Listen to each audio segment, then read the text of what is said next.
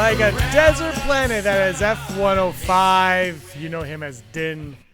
He records all of those tracks. I'm James Zile. This is our live stream. Joining me is Andrew Fantasia from the other side of the pond. Andrew, how you doing? I'm good. I'm making pistol fingers because I'm in a cowboy mood. How are you doing? Why are you in a cowboy mood? I need to know. I'm in a cowboy mood because I was doing pistol fingers. It's full circle. I was actually, you want to know what I was doing right before we started recording? It's actually kind of a fun, interesting side Akbar story.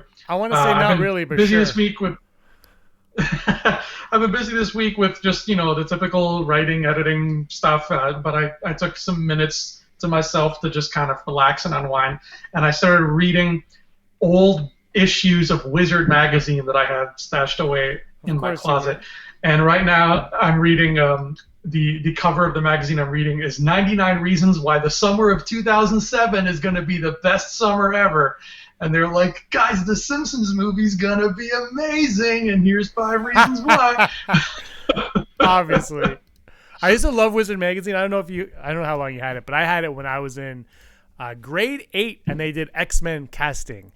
And Jean-Claude Van Damme was Gambit. But the best was Professor Charles Xavier would be portrayed by Patrick Stewart.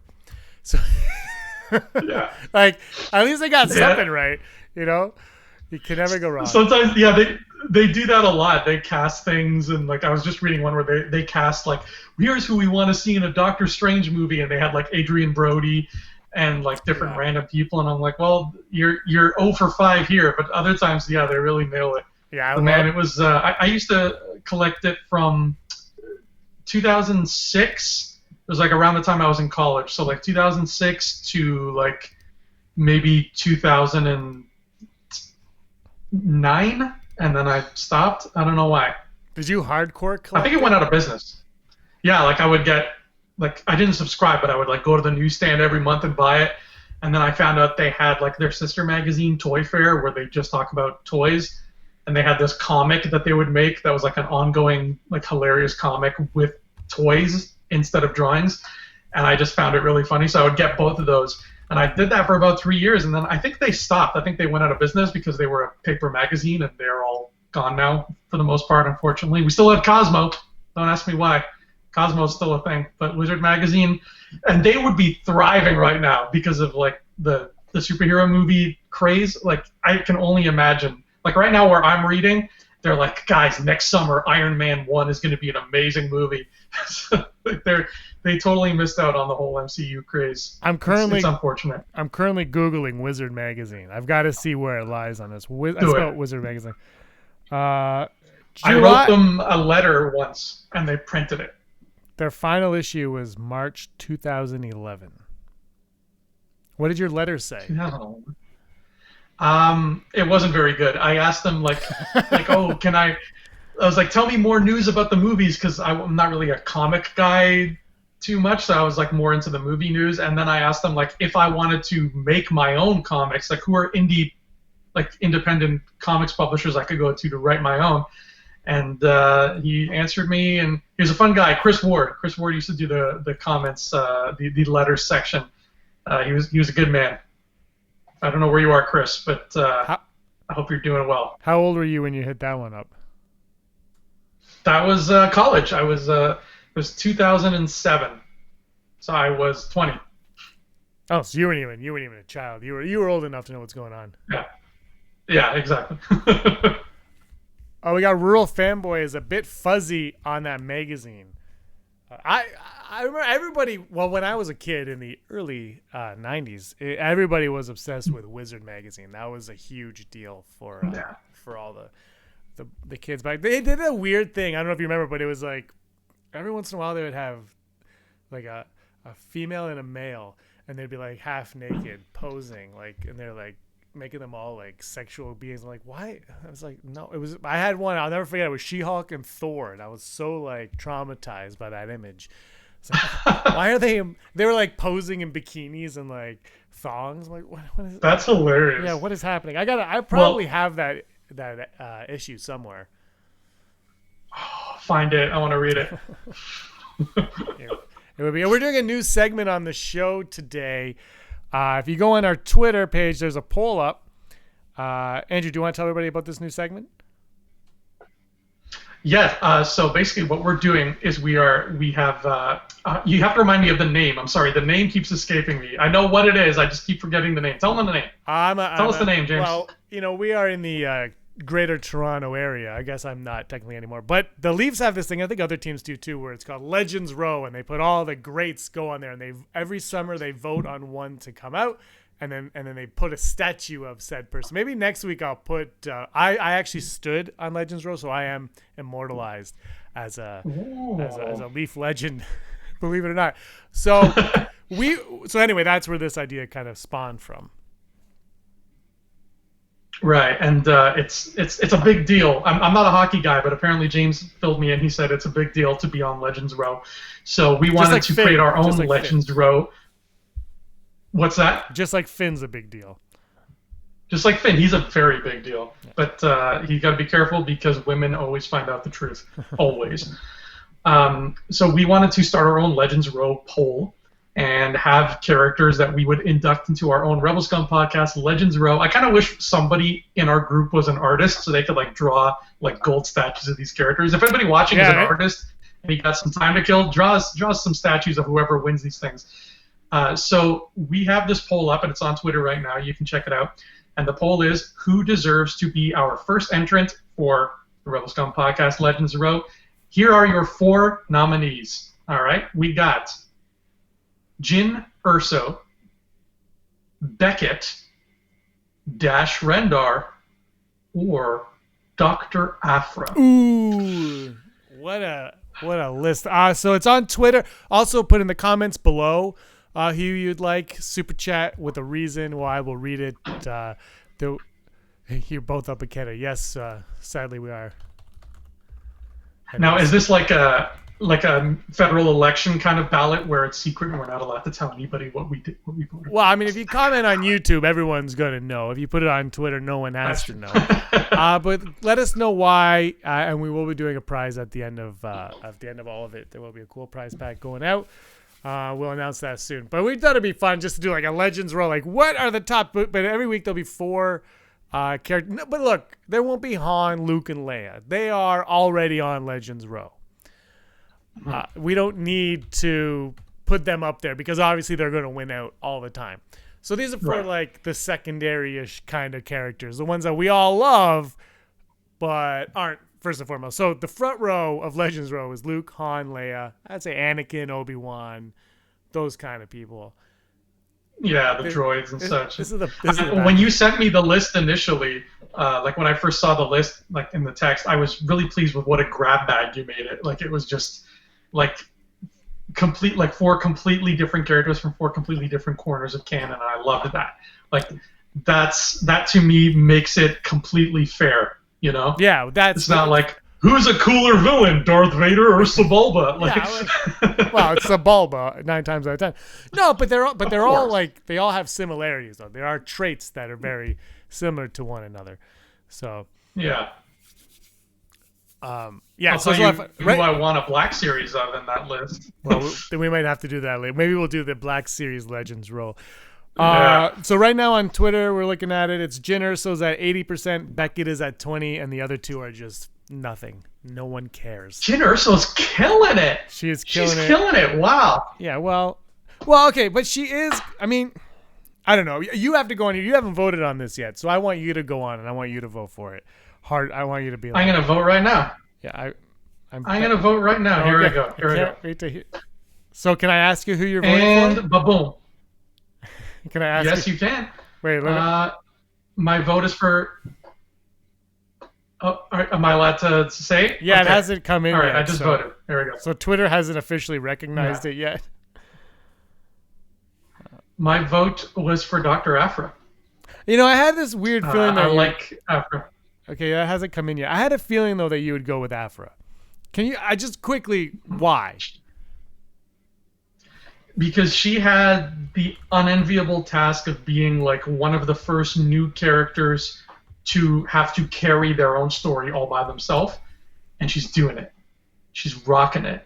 And that's, I think, what we wanted to see in the Disney regime was like, yeah, come in swinging with everybody we love, come in with Sheev and with Luke and Chewbacca and everybody, but then you have a random issue where Chewbacca meets another Wookiee and he's got black fur and he's a big bounty hunter. Okay, now let's learn more about this guy. Let's follow his stories.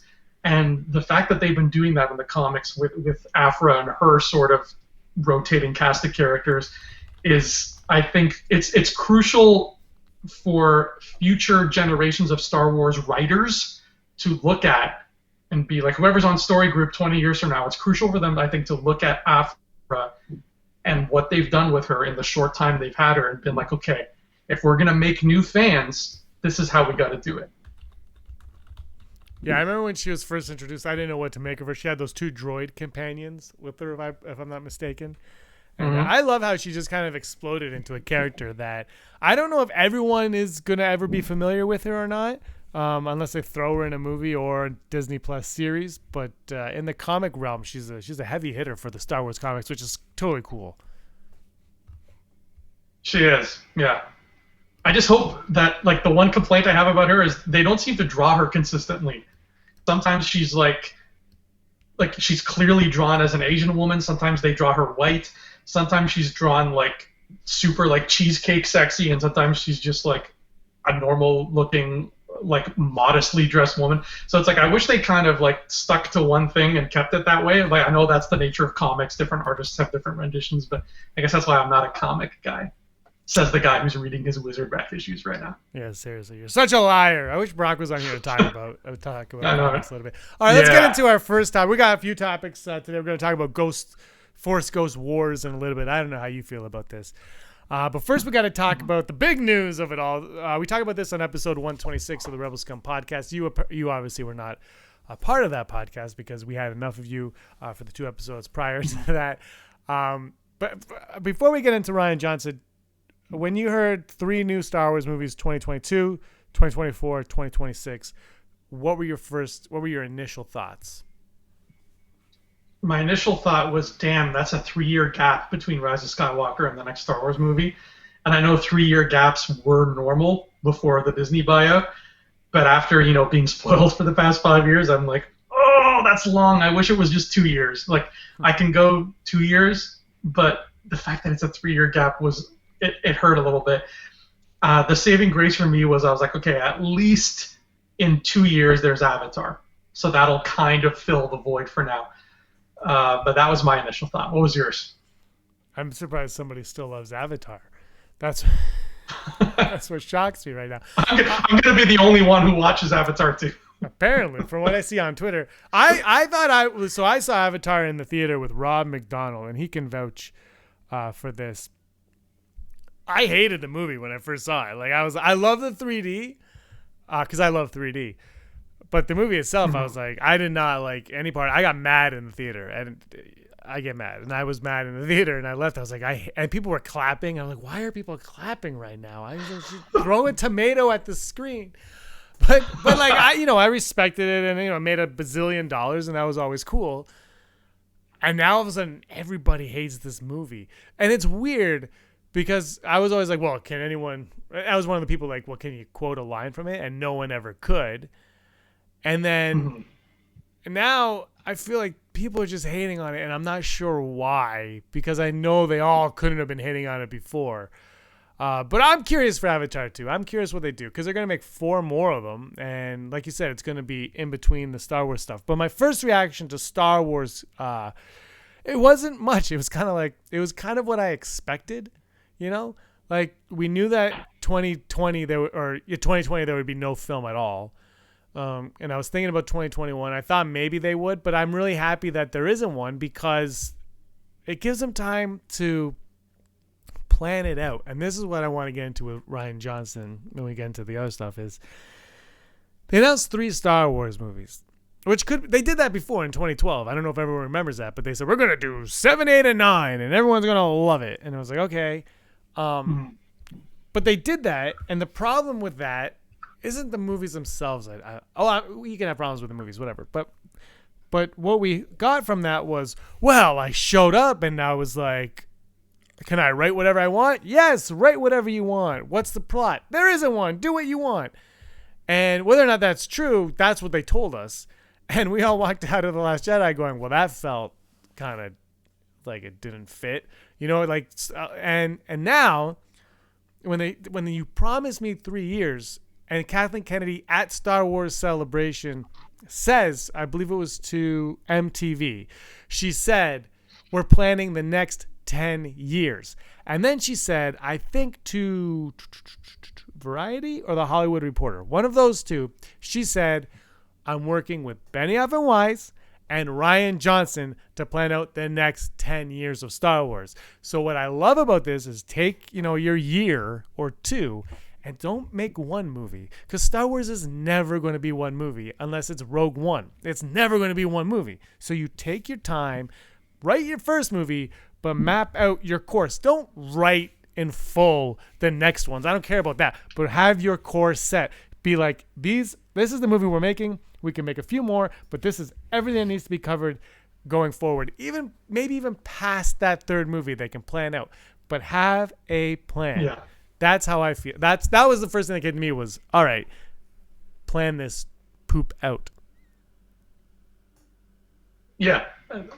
When you take any writing course ever, that's what they tell you. They say make a board, buy a bunch of those little flashcards, write down story beats on every card, and make a board and shuffle them around until it's in an order you like, and then write your story. And they are all presumably pros over there, so if they're not doing that, not just with a singular movie, but like you're saying, with their whole story, then they're not doing their jobs properly. And I like to put more faith in them than that. Now, the whole when did this Kathleen Kennedy conversation happen? Was that very recent? Yeah, that was Star Wars Celebration. The next 10 years? Star Wars Celebration after the Episode 9 panel.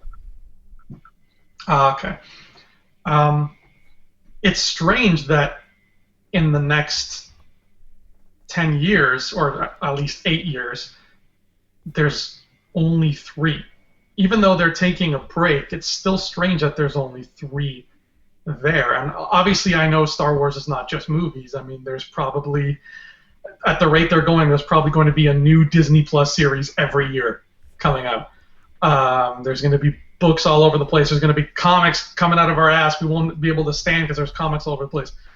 So I get that that's a thing they're planning too, but I doubt that that's something she's sitting and talking about with Ryan or Benioff and Weiss. And if it is something that she's talking about with Ryan and Benioff and Weiss, that's interesting because that means that now the filmmakers are dipping their fingers in the comic stuff too, and they're plotting those courses.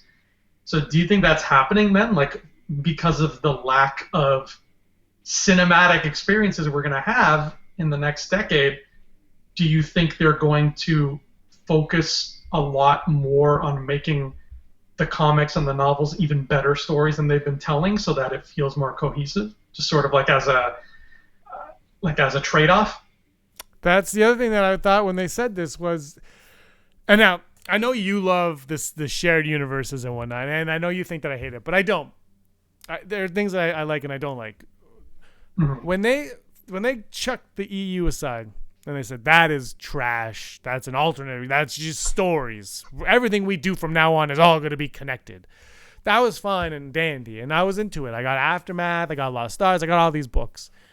Then The Force Awakens novelization comes out, and things happen in it, and then Last Jedi comes out, or something else comes out, and they say, yeah, but it was in the book. It wasn't in the movie, so it's not really happening, which makes actually complete sense when you think about it.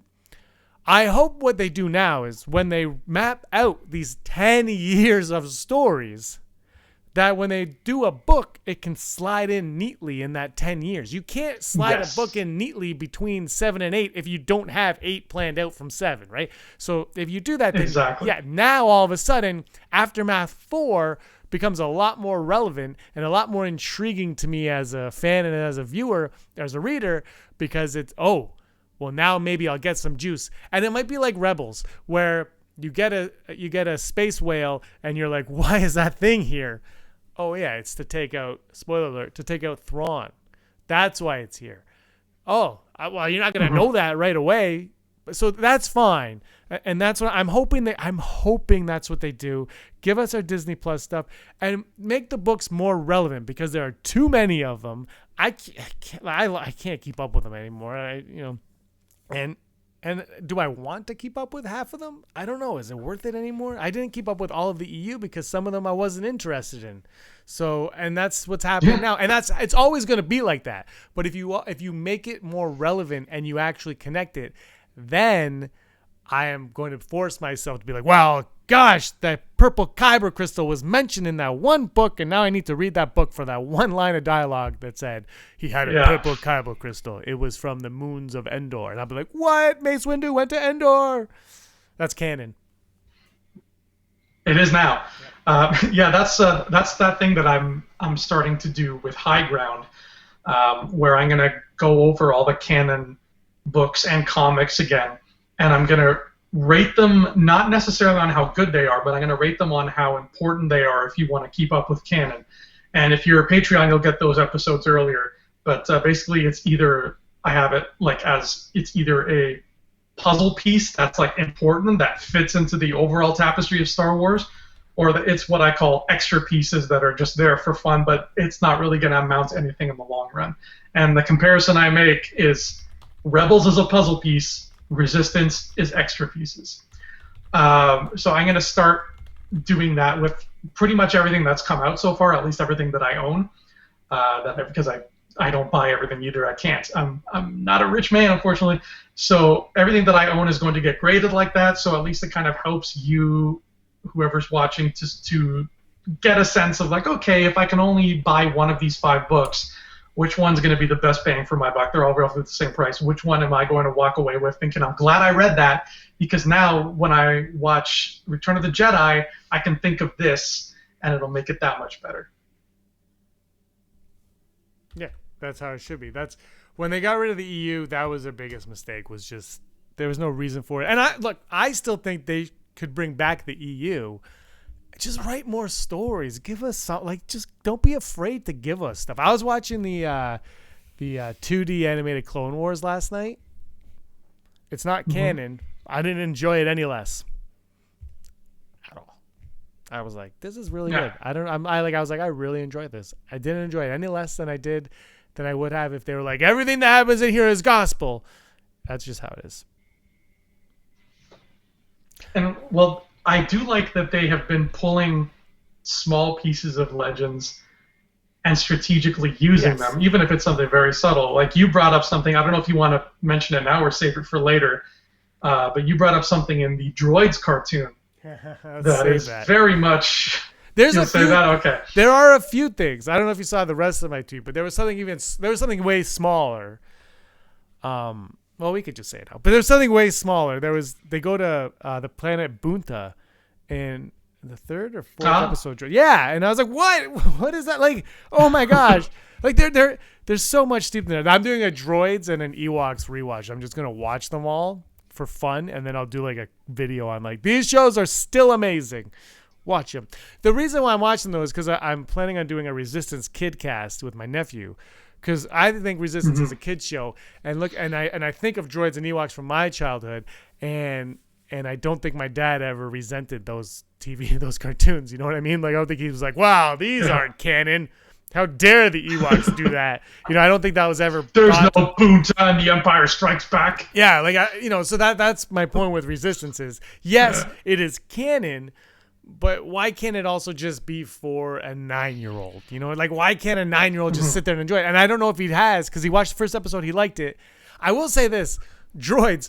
So Droids goes through cycles. It's like 4 episodes about this, and then 4 and then like C-3PO and R2 are like, we need new masters, and they leave and they get new masters. So it's all these cycles, and the first one is all about racing. Man, it's like all racing. I was like, this is Resistance and the pod race in 4 episodes of an 80s cartoon show. Like George Lucas, whatever you want to say about him, I don't even know how much he had to do with droids.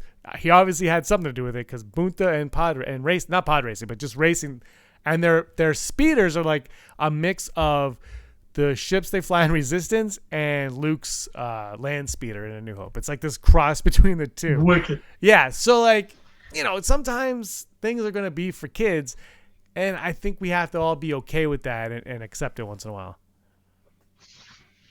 Yes. Now, there is a line you can draw, but you're right. I think, like, for the most part, it's just like, here's something fun that still we fit into canon. It's just, you don't have to watch this to understand the Rise of Skywalker. It's just there for fun.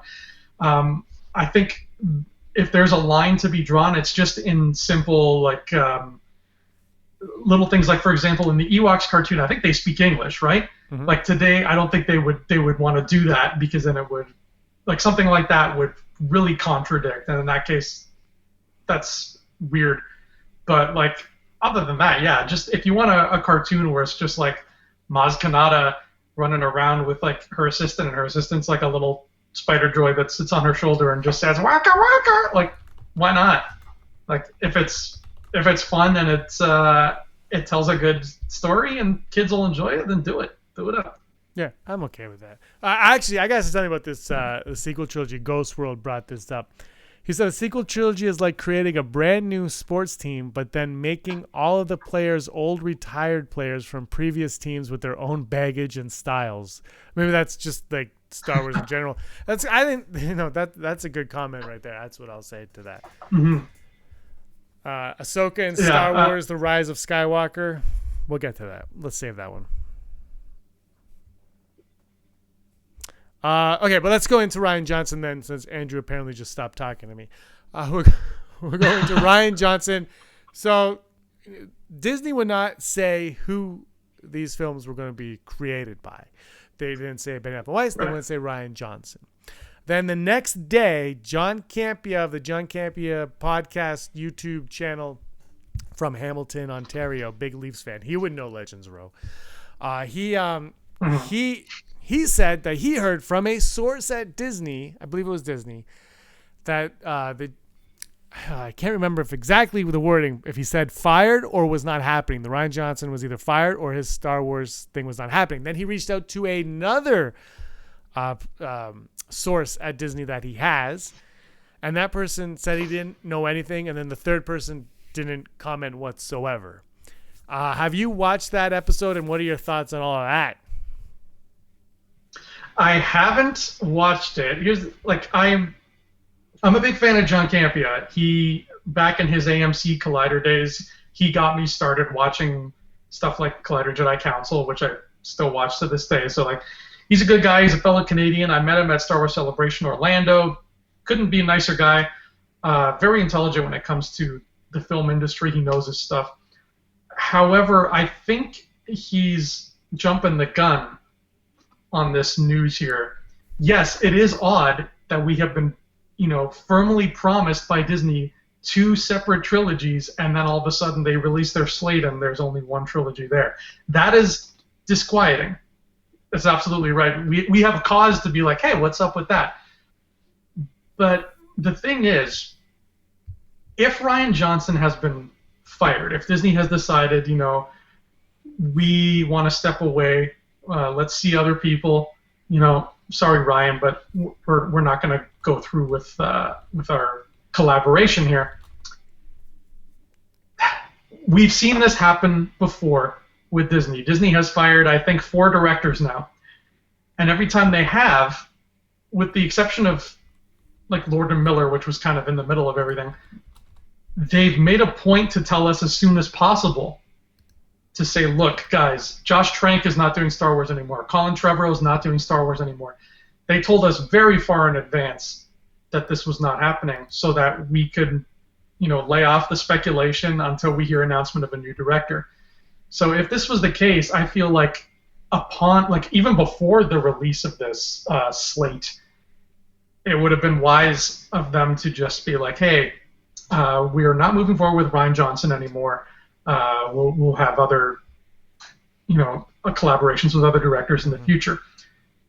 I think that would have been the move that they would make, just judging by their track record, if they had indeed severed ties with Rian Johnson. Then there's also the fact that, like, there's still Rian Johnson's trilogy itself, whatever that was. I am sure, like, it's a safe bet. He sat in a room at least once, if not many more times, with Kathleen, with Bob Iger, and hashed out a plan. Like, here's my story, here's my trilogy, and they're like, done, green light, like get to work, whatever you need. That story still exists. The Rise of Skywalker still exists. We just don't have Colin Trevorrow anymore. So those movies are still floating out there somewhere. Where are they? Where's their space in the docket? I think even if we have lost Ryan, I doubt that they would want to, just let those movies go, unless like he has ownership of them or something. But I don't think that's the case. Like, I doubt they'd be like, sorry, Ryan, take your ideas and go. We don't want to play with you anymore. I feel like they'll make those movies, just not with him, if that's the case. You know what I mean? Yeah, I think they're going to save face on it. I think, if you watch that interview, she kind of mentions how they tried with Solo to do 2 films at once, and it didn't work. So I feel like they'll acknowledge Solo as a failure, but not tie it into Last Jedi whatsoever. And everything we heard, look, they gave him that trilogy in November. They offered him Episode 9, remember? And he turned it down. They offered him Episode 9, and J.J. Abrams had to take it. They like Rian Johnson. He didn't get fired. There were less headaches between him and Kathleen Kennedy than J.J. Abrams and Kathleen Kennedy in The Force Awakens. There was a lot of disagreements between them in The Force Awakens. They like Rian Johnson. He must be great to work with. If you watch the Jedi and the Director documentary, it's very eye-opening. You got to watch it if you haven't watched it. Your opinion of Rian Johnson will either enhance greatly or complete 180. I don't know what'll happen, but you're going to get a different opinion on him as a filmmaker for sure. He's very confident in his filmmaking abilities, and I think that shows. And I think they appreciate that. And if you believe in someone's vision, and if they they guide you in the direction of believing them, then I can't see why they want to still believe that. My thing now is, are these going to be 2 separate trilogies, or are they one giant saga film? Because if you remember, Benioff and Weiss, when they were first hired, it was not said to be a trilogy. It was said to be a new saga, a new series, a new saga series in Star Wars or something to that effect. Mm-hmm. So here's an idea. They make one. I said this on 1313 on the Patreon exclusive podcast. I said it on 1313, and I said it on last week's episode, 126.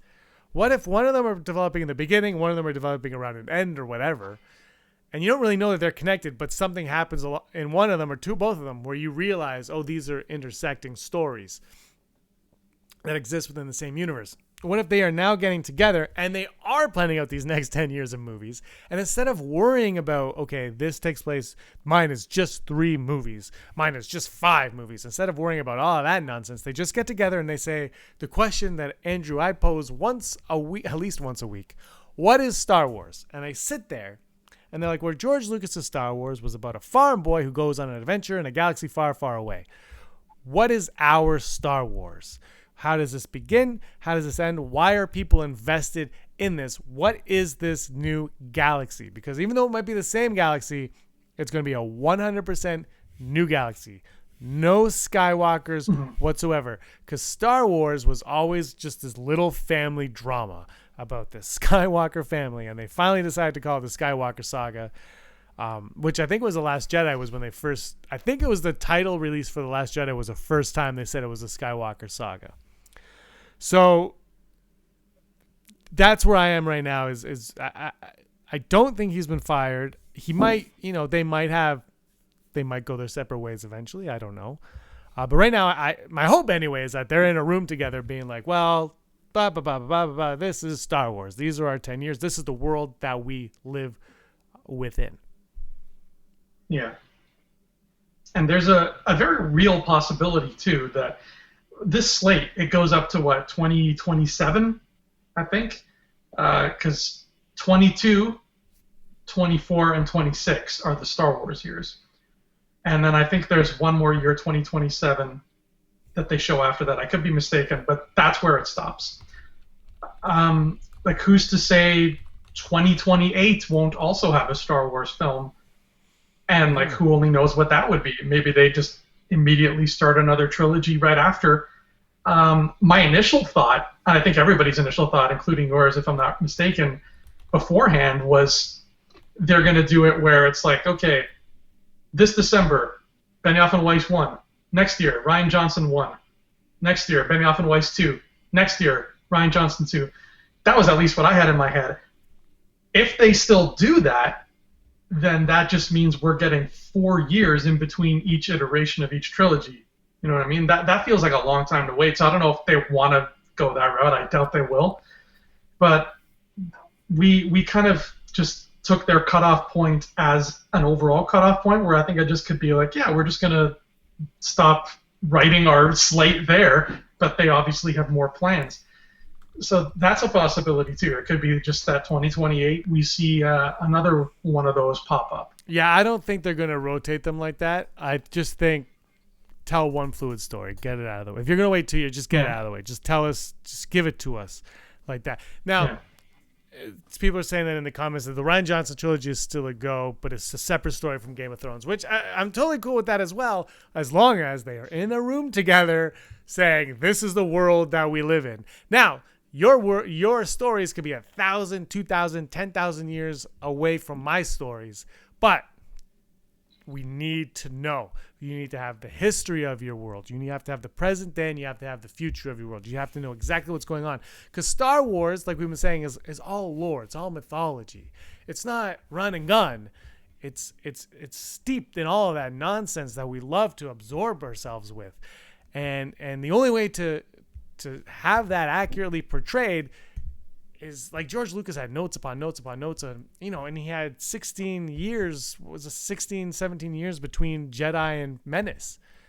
He had droids and Ewoks to throw ideas in and be like, let's see if this word fits. It does. Cool. We could use it in a pod race scene. Bunta is the new favorite word of George Lucas. So that's how I feel about it. Just be consistent. Yes, be consistent, be collaborative, and be, I don't know if transparent is the right word, but if it is, then be transparent with the fans. And I don't mean like get rid of the mystery box, because I'm fine with that. I just mean, if Rian has in fact been fired, like if today he is no longer making a Star Wars movie, just tell us that, just. It's not spoilers. Just be like, hey guys, just so you know, we've decided to separate with Rian Johnson. He's no longer working on Star Wars. We still have other stories in the universe to tell. We just won't be telling them with Rian. That's all you need. That's all you need to say. One sentence to the press. But like, don't promise. And so far they've been okay with this. Yeah. But don't promise more than you can give. Especially when it comes to something where the fan base is as rabid as Star Wars is.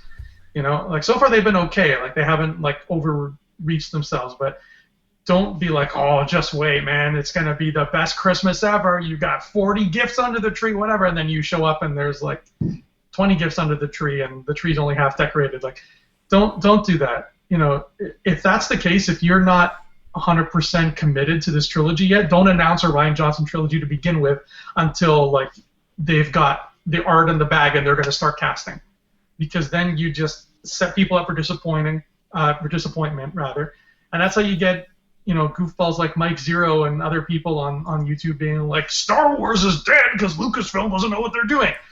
You can save yourself all that trouble, Disney, by just parsing out this information when it's time to parse it out, when you got something in front of you. I still don't believe Avatar 2 is real until I see that movie, because we've been promised it so many damn times now. It's supposed to come out, 5 years ago? Yeah, but so I think James Cameron was actually shooting it. Like, I think he's actually started shooting it. He's actually shooting it, but still, until I'm holding that ticket in my hand and sitting in the theater, I won't believe that I'm about to see Avatar 2. Never tell me the odds. I will see Avatar 2.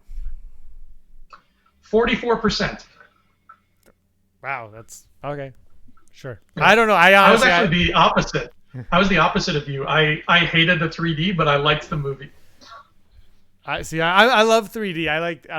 I don't need things in my face. I like the depth of it. But that's a story for a different podcast, I guess. We're not into the cinematics of these things very much. Look, whatever they do with these movies, we're going to talk about these for a long time. We have 3 years to talk about these. Yes, we do. So I'm really looking forward to it. I think it's going to be a lot of fun. Let's check our Legends roll. Do you want to tell everybody about Legends row while I check the poll quickly? For people that just staggered in? Yeah. If y'all just staggered in, you don't know what the heck we're talking about when we say Legends Row. Legends Row is a poll that we're doing, and it's on the Rebel Scum Podcast Twitter page right now, and you can go vote in the poll. What Legends Row is we are going to create a sort of Hall of Fame of beloved characters, but it's not going to be the characters that you're immediately thinking of. It's not going to be Luke Skywalker and Han Solo and Princess Leia and Crix Madine. It's going to be the characters who are, maybe a little bit off in the background that people wouldn't normally put on their top 5, characters lists. And if you've watched episodes 124 and 125, you know that most of the same folks ended up on those lists. So we have a poll starting right now. It's going to be the first of many, 4 characters on the Twitter page. Check it out.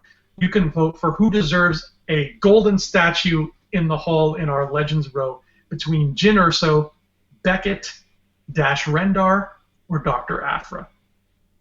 Yeah, and it looks like Jyn Erso is still kicking ass in this poll here. Yeah, but your lady friend Dr. Aphra is making a comeback. So Jyn Erso is at 67%, Beckett is at 8%, Dash Rendar is at 8%. How can you not vote for Dash Rendar? I bet you there's a good portion of people that don't know who that is. And Dr. Aphra is at 17%, climbing her way up to the top of that list. So that's exciting. So I'm not before we get into Force Ghosts, I'm not a Game of Thrones watcher. I saw the first season. I haven't watched it since. Erin's trying to get into it. She's never watched it. So I just want to know your opinion on this season 8 so far, because I go on Twitter and first of all, I went a week without seeing Infinity War Part 2 Cruise Control, and I was on Twitter every day not trying to avoid spoilers, and I saw nothing. I didn't know what was happening in that movie until it was done. Game of Thrones is on the air and people are spoiling it. I'm like, what is happening? So I need to know, Andrew. You watch it. You reviewed it on your channel. Check out the Andrew Fantasia channel for that review. What are you making of this season? And does that affect your feelings going into a Benioff and Weiss Star Wars saga? This season is hilarious just in terms of the fan reactions to it. Everything that's mega popular, whether it's Star Wars or Game of Thrones or whatever, reaches a point where people just start hating it because they think it's fun to hate on popular things. And I feel like this is the season, as the final season of the show, this is where Game of Thrones is starting to get that target painted on its back. So there's a lot of hate, a lot of people saying they're disappointed, a lot of people saying this show sucks now. I don't know what show they're watching. I'm having a great time. Starbucks cups notwithstanding, I'm having a great time watching Game of Thrones. Last night's episode was one of my favorite episodes of the whole series.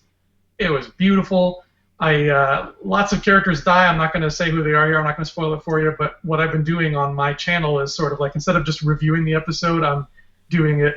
Every episode is a eulogy for everybody we've lost. See, I haven't watched the season, and I don't know if I'm going to watch it or not. So I'm holding off on watching those videos. Yeah. So you've seen the whole first season. Yes, and I was just every episode I was like, Sean Bean's character got dumber. And I was like, is he just making bad decisions for the sake of making bad decisions? And then when not to spoil the first season of Game of Thrones, it's only been 12 years or whatever. But when his story concluded, it was like, well, yeah. Huh. So I never went back. And then, you know me, if I walk away from a TV set, and so I'll never go back, and that's just what happened. Yeah. I'm terrible. But you stuck it out for a season. That's not bad. These are not short episodes. I was single. So I was single, Andrew. I was single. It was easier. Okay. It was a lot That's easier. Fine. Yeah. That's fine. Well, it's a very different show now. I will say that much. But the reaction to the show, I think, just has been I was expecting. Like I said, everything that gets this popular starts to get hated on just because. So I was expecting that for many years now, and now it's finally happening. Does it temper my expectations for Benioff and Weiss? Not at all. They're still putting out really great stuff. And the only thing about Benioff and Weiss that has me concerned is just that I've yet to see what they can do with their own characters. Like, okay, I've seen they can do great stuff with George R. R. Martin's characters, and they can add stuff to it that is even better and take away stuff from the books that might not have worked so well. But what can they do when you have a blank slate in front of them, when you give them that legal pad from George Lucas's office with no writing on it and a number 2 pencil, and you say, here you go, Dave and Dave, write something with lightsabers in it. What are they going to give me? I know I'm going to get great character work and great dialogue, but am I going to get a great story and world and setup? And that's the only thing that's still up in the air. But at least even that is still kind of there for them already. Like, they don't have to invent the galaxy, you know what I mean? Yeah. Like, it's the foundation is there. Now let's see if they can kind of put up the drywall. I'm down for that. Like I said, I have no expectations of the future of Star Wars other than I hope they're fun, and I hope they have some kind of magic. But I don't know what that magic's going to be in 2022. I don't know, and I don't know. I heard some people talking. They're like, "Well, I hope Jon Favreau runs Lucasfilm." I was like, "Why?" They're like, "Wow, because The Mandalorian." But you haven't seen it. I'm pretty sure if I were to go back in time, you said that about Rian Johnson. Like, so let's wait. Mm-hmm. Let's just wait and see what we get, and let's go in there and hopefully love it. Last thing about Rian Johnson, and you can comment on it, is there's people saying he should not be allowed to touch Star Wars. I will not go see a Rian Johnson Star Wars film. I'm curious if he's the overseer of it, if he's just a executive producer, something in that level, and maybe a co-writer, and they kind of hide his name from the credits, if there is any impact at all from that. Wow, hiding his name. I don't see that happening. First of all, that would not be a cool business practice for them to do that. That would deter future creative minds from wanting to work for Lucasfilm if that was the case. And like, okay, if you're a person who hated The Last Jedi with every fiber of your soul and you don't want Rian Johnson to ever touch Star Wars again, fine. You can hate the movie all you want, but you hate it because he supposedly ruined Luke Skywalker for you.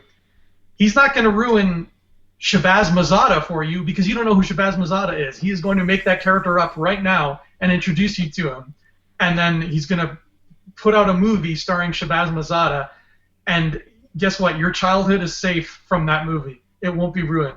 So, like, the idea of him, like, if you don't want him to touch characters again, certain characters, fine.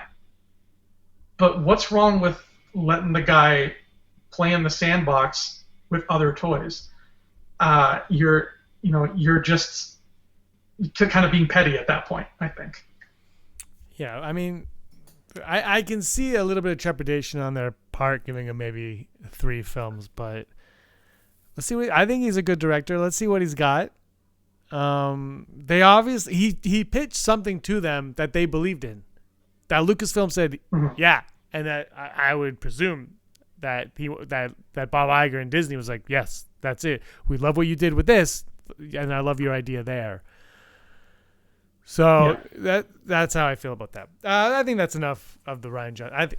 Look, we're gonna have months and months and years to talk about what's coming up, and Star Wars Celebration Anaheim could be a truly exciting time, and I still think it's not going to be April. I think it's going to be later in the year still.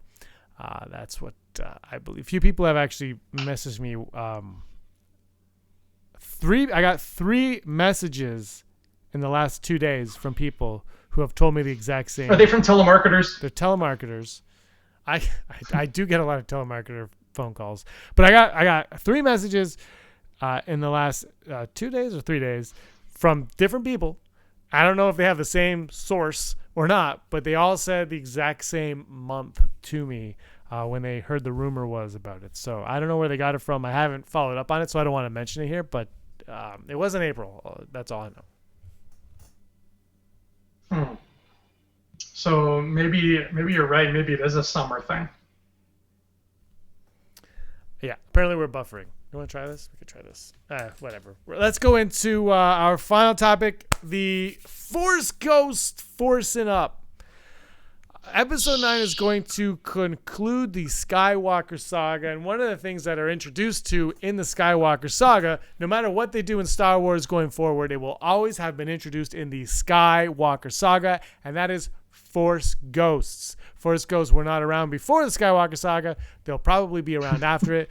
But Qui-Gon Jinn taught Yoda and Obi-Wan Kenobi how to become a Force ghost. Anakin was telepathic, and he was able to sense how to do it when he killed Obi-Wan Kenobi.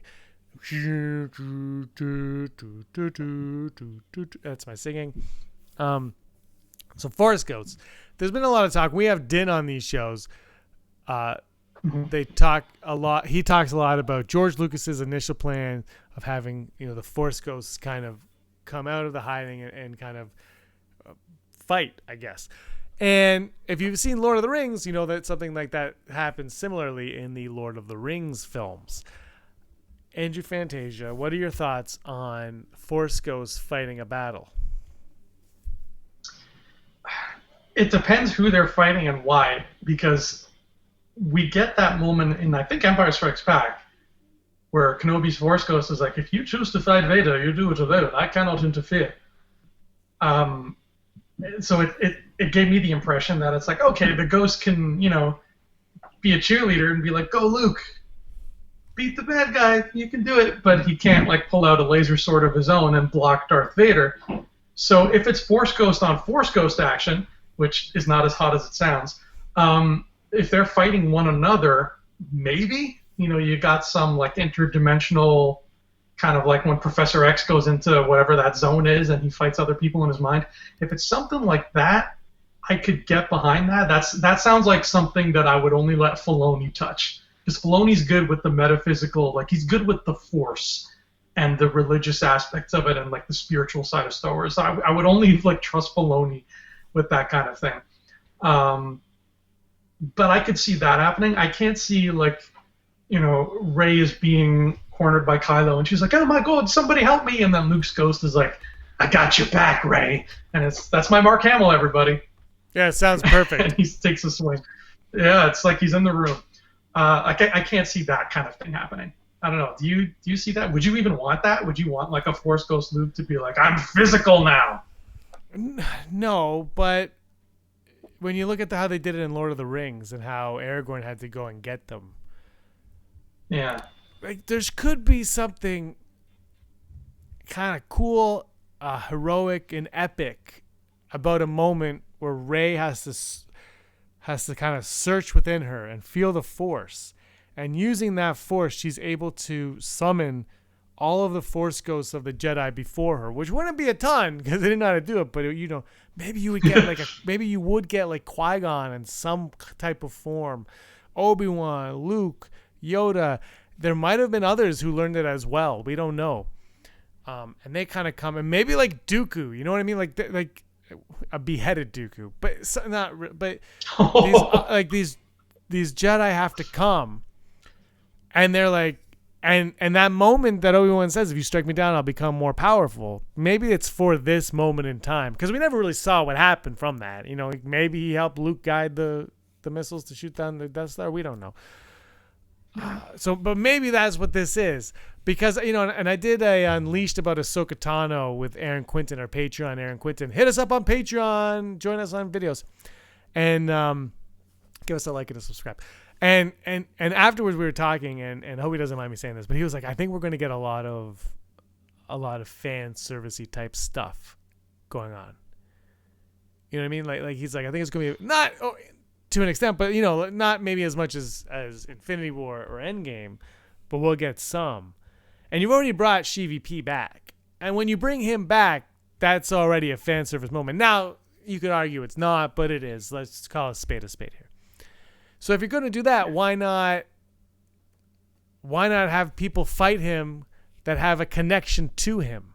Because Rey, look, if they make Rey a Palpatine or something or a clone or whatever, okay, fine. But we haven't been with Rey for 40 years. We've been with her for 4 years. You know what I mean? So if you could do it in a way where you could bring back those Jedi who have been affected by Sheev, I don't know. I'm not saying I want it, But I'm saying it could be one of those epic moments that will never be forgotten in cinema. Oh, 100%. Like I could see it happening where, like let's say for example, the reason Palpatine is in this movie is because he's part of his spirit is in a holocron. Okay, so he's got like there's a Sith holocron that Rey found or whatever. Let's say for example, like his spirit is sort of like coming out of it, and it's like, oh, I'm doing evil things, whatever, and he starts summoning spirits like dark side energy, whatever, that was put in there by other Sith from like ancient times. And they start kind of like running around and swirling around, and it's like this really scary thing. And so to combat that, Rey draws on the Force and summons forth, like you're saying, all our homies, all our ghosts of Christmas past, in a, not to draw a Marvel comparison, but in kind of like that shot in Endgame where all the female Avengers start popping up into frame to like back up Captain Marvel.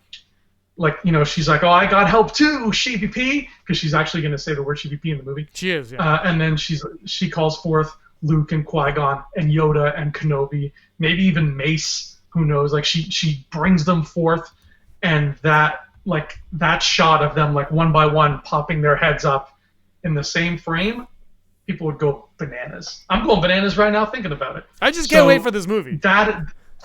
Yeah, exactly. If that's the kind of fan service they give us, I am A-okay with that, Clark. Jonathan Davis says that you did a great Kenobi impression. I disagree. Oh, thank you, Jonathan. That's right. My impressions are better than James's. You're right. I don't know if you saw. Was it last week? We shmeed off, and I think my shmee was better than your shmee. Can I hear your Sebulba? No, you can't. Doo-doo. I'm a huge Sebulba. Will Doug's return? No, I'm joking. Look, we know Jedi Force Ghosts are a thing, but Sith Force Ghosts, I believe George Lucas said that Sith cannot become Force Ghosts. But then when you look at the Art of the Force Awakens, that beautiful book, there is that Anakin Vader Force Ghost thing where he's going back and forth between them. Do you think that there's that chance that we will get dark side forces, and maybe like Darth Bane, which we kind of saw in the Clone Wars, which he wasn't really a Force Ghost, but he kind of was, but he wasn't. Yeah. Something like that. Maybe we'll get him. Maybe we'll get some other old Republic style Sith that could come back and be Sith Force Ghosts, and Sheev has summoned them to fight his wars. I think what we'll get is exactly like what you're saying. Like they are similar to what Bane was in Clone Wars, where he's sort of ghost-like, but he's not a Force ghost because, like Lucas said, they don't know how to do that. The Sith don't have that potential to become Force ghosts. It'll be something spirit-like and similar, but different. And like the Anakin thing in the art book, I always saw that as like he's appearing to Kylo Ren in kind of like a cautionary kind of Jacob Marley kind of way, like don't do what you're doing, kid. Otherwise, look how heavy my chains are. Look at what I ended up like. That's how I saw that artwork, like that sort of thing. Like he's warning him. Mm-hmm. Okay, so in Empire Strikes Back, we get the Force vision, right? That in the Dark Forest, Luke Skywalker fights Vader, and he sees his face in the mask. Mm-hmm. What if that's a way to bring all these old characters together? Something like that that's not real, but is there and is happening. And we're witnessing this event happening with all of these former Jedi and Sith. Oh, totally, yeah. Even like, it doesn't even have to be necessarily not real, but if she's just like in the Force and she's meditating, it doesn't even need to be like a fight scene. She could just be sitting on a rock, just like, doing the Doctor Strange thing, and she's like, I'm going to meditate. Don't talk to me for the next 5 minutes. My phone's on silent. And then she meditates, and she like, opens her eyes, and she's in like some cavernous room, and you just see all the ghosts standing around her. Like it could be totally something like that too. I don't think like there's very little they could do that would piss people off in terms of the Force Ghost, I think, unless you have them doing something like really crazy, like flying a ship or something. I don't know. But there's a lot of different ways you could throw those ghosts in there, and people will be cool with it. Yeah, I don't. I'm struggling with it because we know Mark Hamill's coming back and we know Sheev P is coming back. We don't know if anybody else is coming back. I kind of believe. I believe this for Last Jedi though. I believe we're going to get somebody else. Somebody big is making an appearance in this. That's not going to be like if Sheev P is your big reveal in the movie. If he's, I just don't think he is the big reveal. I mean, he will be a reveal, but now we know that he's in it in some capacity. I think there's something. Mm-hmm. We're going to get something bigger, and I think it's going to be. It could be an Obi-Wan Anakin, like picture Obi-Wan Anakin, Luke, Yoda, in battle one last time together, like Obi-Wan Anakin. Well, that and the fact. Yeah, like that would be beautiful, and just like the fact that we, like we kept saying after Last Jedi, it was so neat to hear Luke say the word Darth Sidious. We've never seen Mark Hamill and Hayden Christensen on screen together. Like we've seen that little exchange in the special edition, whatever, Return of the Jedi, but like imagine them exchanging lines. Imagine like, Father, whatever, you ready to do whatever we're doing right now? You ready to charge this place? And Hayden's like, I don't like sand, Luke, but I like that idea. First I gotta just say this is not. I don't believe this is happening. I don't even want to say I want this to happen because this is 100% fan service. But if on some level Bob Iger came out and he's like, guys, we need to bring the fans back to Star Wars. We have Galaxy Edge opening. People cannot be pissed off buying tickets to Galaxy's Edge.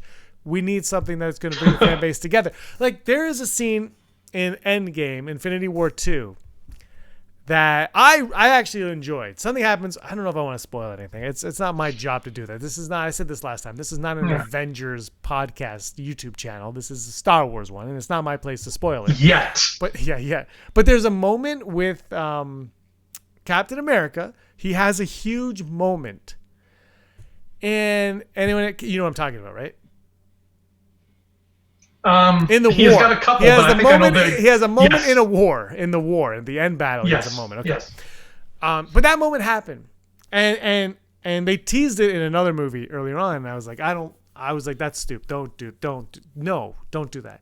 When it happened in this movie, I was so on board with it because I had been with this character for 10 years or whatever, and I knew this was the last shot. Right? I'm like, this is it.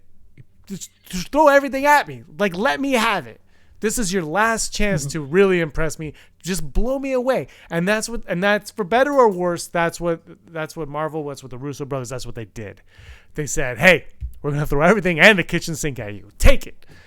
And I was totally on board. And I was talking to Rob, and Rob actually hated that moment. I don't know if he hated it, but he didn't like it. And then he explained it and whatever. But I thought I was fine with it because I felt it was a deserving moment. And you think about this movie, and I don't know if Force Ghost coming into battle is something that we deserve or need, but it would get us going. And I think we know that J.J. Abrams talked a lot to George Lucas about bringing Sheev P back. Maybe he talked about bringing Force Ghost back as well. They're obviously not going to let us know any more details as to what they talked about. And if this was George Lucas's plan from the get-go, which Din keeps bringing up, like I think he said it like 3 times every time he shows up, he's like, well, George Lucas wanted Force Ghost to do battle. I'm like, what? What are you talking about? Din is actually George Lucas. He is. One day Din's going to come on the show and be like, guess what? This is how I got away with being on your podcast. That's exactly what they're going to do. But like the moment, like you just said, Luke turns to Anakin, says, "Are you ready, Father?" And they have this grand finale to end the Skywalkers. You have every Skywalker we've known, save for Shmi, in one final scene together. And they ride off into the sunset in some capacity. I don't know what that is, but And is it satisfying enough to end the Skywalker saga with Ben Solo? Is it satisfying enough? Yes, if done right. But does it have the impact like what you're talking about? No. Does it have that kitchen sink, crazy balls to the wall, like this is it kind of feeling? Not really. So I think that you're right. I think they can afford at this point. It's the end of all things. It's the end game now. We can have this crazy, absolutely like gut-busting fan servicey stuff happen to close out this saga. And to tie this into what we were talking about earlier in this episode, you're going to make us wait 3 years for a Star Wars movie. If the last 15 minutes of this film are mind-blowing, imagine how ravenous we're going to be at the end of those 3 years. As opposed to if it's just like okay, the good guys won kind of ending, and then people just kind of peter off and forget about Star Wars for a while. If you leave us on a note like the note Endgame left us with, which I'm not going to spoil anything, but for me, my favorite moment of Endgame was the very last shot/scene. If you're going to leave us on that kind of moment with Star Wars, by the time 2022 rolls around, I'm going to be drooling for more lightsabers. I'm going to be drooling for more Rhodians.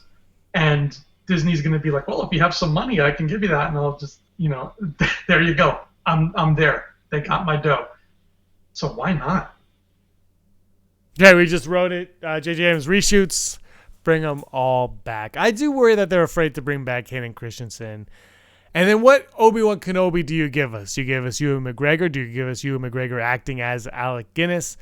So that was a problem that Rian Johnson brought up. And I think you just kind of go for it. And maybe, I don't know, they're digitally bringing Leia back. If you can't figure out how to bring back Obi-Wan Kenobi, I think, but you could bring back Carrie Fisher, it's priorities. It's kind of strange.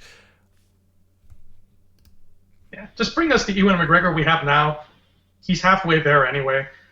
I think that the fear of Hayden Christensen is understandable back in 2015 when they're making Force Awakens, but now just put him in there. What are you worried about? Just put him in there. What are they going to do? Boycott the next one? I think, I never really thought of it until you said it, but you have a moment between Luke and Anakin, father and son, on the same playing field together. Just people will leave the theater like done. I don't. But look, I mean, if it's not, I don't want it to be forced in there. And if it doesn't happen, I'm not going to be disappointed. I don't think it's going to happen. But I just want to watch them fight together. I know, right? That's what we did with our action figures for so long. We made what if stories where it's like, oh, Darth Vader lived and now he's a good guy. We want to see that come to fruition. And I also want to see Han Solo team up with Earthworm Jim like he did in my living room that one stormy November afternoon, and they went and they fought the dinosaurs from Jurassic Park. Exactly. Yeah. I mean, if that's not going to happen in the Rise of Skywalker, then what's the point of even making this movie? Exactly. Well, it's been rumored that Benioff and Weitz's third movie are going to touch on that. So. Yeah, that would be hilarious. All right, we're going to wrap this up. Anything else you want to say about Force Ghosts competing before we say goodbye? I just kind of wish that it was Halloween because that would have made this conversation more topical. We could have been talking about ghosts with like scary things and pumpkins in the background. And, like, ooh. Well, it feels like Halloween outside. It does feel like Halloween. Oh my God. If you're living in the Greater Toronto area right now, I apologize for how damp your bones must be. Yeah, it is brutal out there. All right, everybody, thank you so much for watching. Thank you so much for commenting. It's awesome. You guys were there was comments going on. I couldn't catch up for a little while, so I'm gonna go back and read those. And I can't really respond, I think, once this is over, but maybe I'll respond to the main comments below. Thanks a lot, guys. This is awesome. We do it every Monday at 7 p.m. right here at Rebel Scum Podcast. Do you want to tell them next week's topic? I can bring it up right now, very quick. What is next week's topic? Next week's topic is Well, here we go. It actually ties into this week's Never Tell Me the Odds, and is Rey the real villain? Ba-ba-ba-ba-da. So I guess that means, is she going to turn to the dark side? We're going to talk about that next week. And plus, there's going to be other stuff coming up throughout the week that we will have to talk about. That's how we do it. Episode 127 is coming later on in the week. Are you crying right now? Yeah, I don't want Rey to be back. I don't think she will be. But we're going to get into it next week because it's very possible. Yeah. I mean, it probably won't happen, but it's possible because anything is possible. And we'll see what's going to happen right now. Just before we leave, just read a little bit of the comments. Star Wars Theory Fan Film Episode 8. Yeah, Star Wars Theory Fan Film is great. We're working on a fan film review show on the channel as well. Anyway, guys, thank you so much for watching. Andrew, thanks so much for joining me here. Everybody, check out his YouTube channel. It is the Andrew Fantasia YouTube channel. He reviews everything that he feels like reviewing when he wakes up on those daytimes. All right, Andrew, thanks again. Everybody watching, thanks so much. And may the force of others be with you. Always.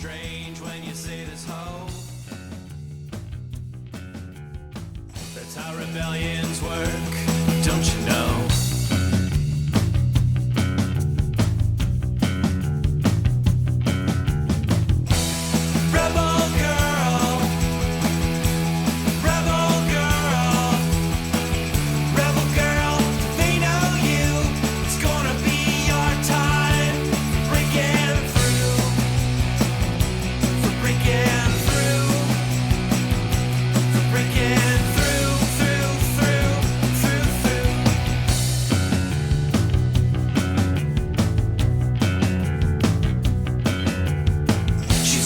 Someone to stand by her side.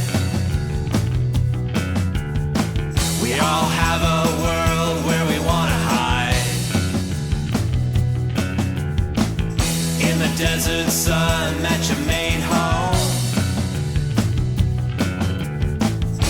And all your life you felt so alone. So alone. So alone. So alone.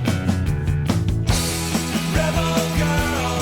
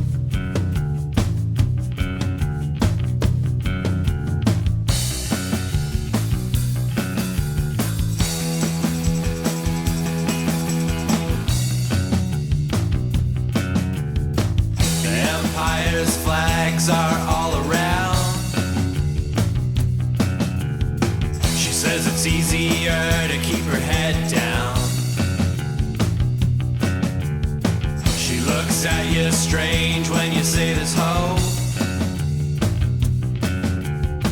That's how rebellions work, don't you know?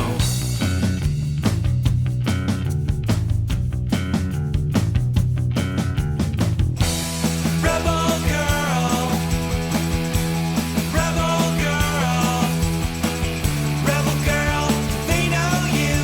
It's gonna be your time, breaking through, for breaking through, for breaking through, through, through, through, through.